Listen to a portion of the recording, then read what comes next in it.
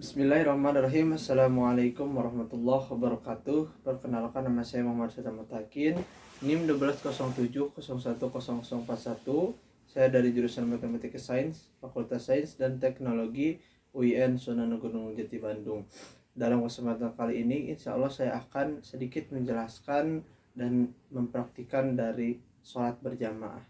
Di mana sholat berjamaah ini merupakan sholat yang dilakukan oleh dua orang atau lebih, di mana sholat berjamaah ini sangat dianjurkan oleh Rasulullah SAW, karena sholat berjamaah ini perbedaan dengan sholat munfarid itu 27 derajat gitu ya, perbedaannya. Nah, maka sholat berjamaah ini sangat dianjurkan untuk dilakukan di masjid gitu ya.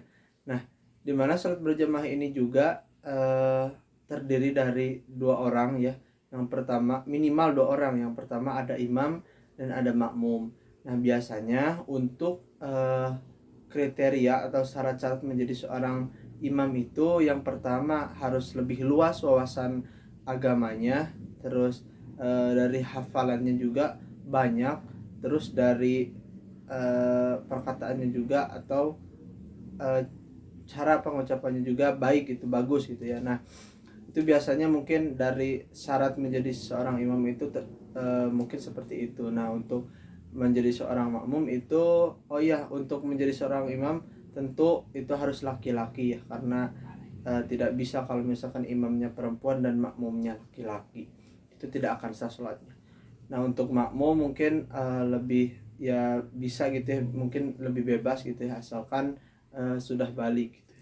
Nah, untuk posisi ketika sholat berjamaah, kalau misalkan kita sholat berjamaahnya hanya dua orang, hanya ada imam dan makmum, itu posisinya itu si imam dan si makmum itu sejajar gitu ya, sejajar di sampingnya gitu, dengan si kaki.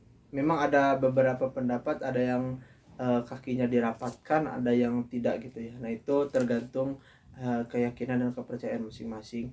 Nah, kalau misalkan si makmumnya ada dua orang, itu di belakang imam gitu posisinya gitu.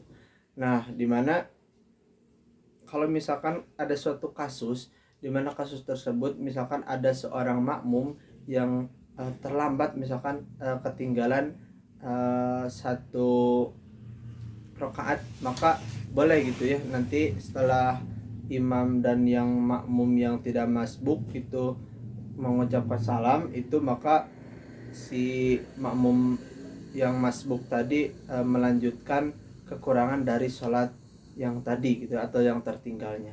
Nah, kalau misalkan ada seorang makmum masbuk, nah ketika misalkan si imam dan jamaah yang lainnya sudah sujud, ketika ada makmum masbuk, maka makmum masbuk tersebut harus mengikuti gerakan imam tanpa harus menunggu si imam sampai berdiri kembali gitu ya.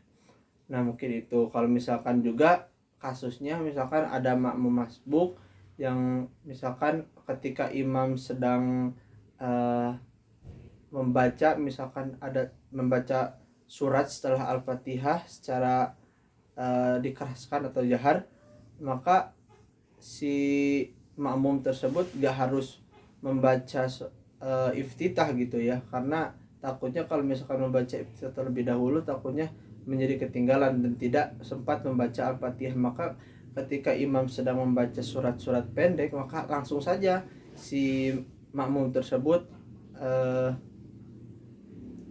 membaca surat Al-Fatihah gitu, supaya rakaat yang pertama itu terpenuhi. Nah, mungkin itu dari sedikit penjelasan sholat berjamaah. Mungkin mohon maaf atas segala kesalahannya, karena kesalahan itu timbul dari diri saya dan setan, dan kebenaran hanya datang dari Allah Subhanahu wa taala. Terima kasih. Wassalamualaikum warahmatullahi wabarakatuh.